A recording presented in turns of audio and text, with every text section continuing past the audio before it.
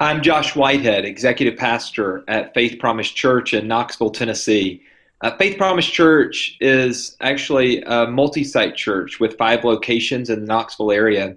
And we've really focused on reaching so many people in our area who left church in the past and now are looking for a place to re-enter. And so many of our campuses we've launched in locations where people from our church live who were driving regionally, but now wanted the opportunity to reach out to their family and their friends who weren't willing to go to those distances to attend a church. And so we moved into those areas with the chance to reach them with the message of Christ, and then to ultimately help them grow in their relationship and their walk with Him. Josh, you've worked really hard on leadership development, and you guys have developed an excellent sort of a one-year intensive to develop leaders where you've kind of picked them up using Maxwell language as a level 3 leader. Tell us a little bit about what you focus in on with those leaders on those various campuses.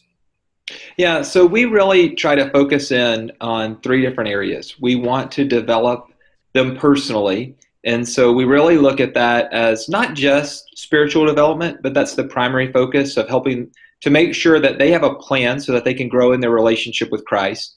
We want them to grow as a leader, and so we really do look at books and other resources that really focus in on their development as a leader. And then last, we want them to have a foundation of education, and so we focus on Christian education, and we undergird the process with on-the-job training. We really call it a ministry project, whereas we ask each person, really require that they develop a project where they are leading leaders to accomplish something. And so we don't want them being level 3 leaders. In our context, that means people who just produce results. We actually want them leading a group of people who are producing results so that they are actually investing in and leading a group of other leaders within our context. Josh, tell us a little bit about how you measure success. Well, the way that we measure success, I think sometimes is difficult because originally we were just looking for, early on, almost 3 years ago, how many people can we get into this process? Can we find people who want to be a part? Today we're measuring success on the number of people who come out of this process and actually lead leaders within our ministry. And so for us, it could be something very simplistic, as we focus on different areas of ministry, caring for our people. We started a ministry a few years ago called Stephen's Ministry. And we've looked and seen how people who've come from our development process have gone in and led people to accomplish that ministry. And so, again, it's really difficult just to say it's a number, but it's been a high number of people. But remember also that we're in very infant stages, so we don't have scores of people going through this process. But we have seen the people who are going through it, which I would say are some of the better people within our ministry context, stepping out and leading larger chunks of leaders within our ministry areas. So what advice would you have for people that are starting in this journey of leadership development as a focus? What kind of suggestions of how or where would they start? Well, I would say get some help, first off. I think the thing that really was a catalyst for us was when we did our leadership development group with Leadership Network. That was a huge catalyst for us. We knew we had a problem, but we didn't really know where to start. And the second thing that I would say then is simplify. When we first did our pipeline, we looked at the areas and we started creating on a whiteboard, what is this going to look like? And we had 7 areas, 7 things at each level in our pipeline that a person needed to know. And then it hit us. Oh, when they go into a ministry area, there will be ministry specific things that they need to do. So we said, we're going to leave those for 7 things as well. And then we realized a person needed to be proficient in 14 things at each level. And I think by the time we were done, there were about 70 things that were on the board, and those would change depending on each area. So in the number of ministry opportunities that we had for leadership, it would be different potentially in each one. And we really got just so complex in the way that we were looking at this process. And candidly, you would have needed a PhD to understand. And we finally just took a step back and said, hey, we're starting too big. For us, I guess we're just simple-minded, and we needed something smaller. And so that's when we came back and said, look, we have a lot of people who are level 3 leaders in that scenario. And we said, let's just see if we could make those people level 4 leaders, where they were leaders of leaders. And then we can work backwards from there. And so we lacked a common language. And through the process, we created a common language. We lacked a clear process. We created a clear process. But early on, again, we were trying to create this process that was going to change the world. And we really just needed something that would help people within our ministry context. And so I would encourage everyone, get some help, start somewhere. And then once you get started, remember, make it simple. Again, you can always add on, but I found the bigger that I try to make something when we start, the more difficult it is to implement. And normally it just doesn't happen. Great advice. Great advice. And as you think about your church, you're developing more and more leaders so that you can reach more and more people. Tell us a little bit about the dream and what you're hopeful for, what is still to come for the church. Well, I think the dream for us right now is we try to look at that in kind of 5-year increments, 5 max. And so we believe that in the next 5 years, we'll launch 5 more locations. And what we're trying to accomplish through this process is the ability to staff those locations with people that we develop.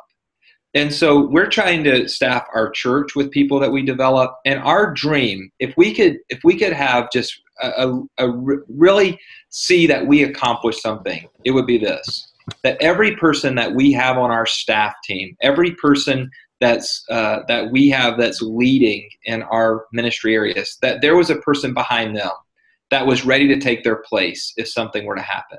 And that's what we're telling our staff now, is that, hey, not only do we want you to be involved in this development process where you're developing people, but we want you to be developing someone that if you were to leave, if you were no longer on our staff team, that we would just go to the person that you developed and say, hey, you're ready to take their mantle. You're ready to move forward in the role that they were in.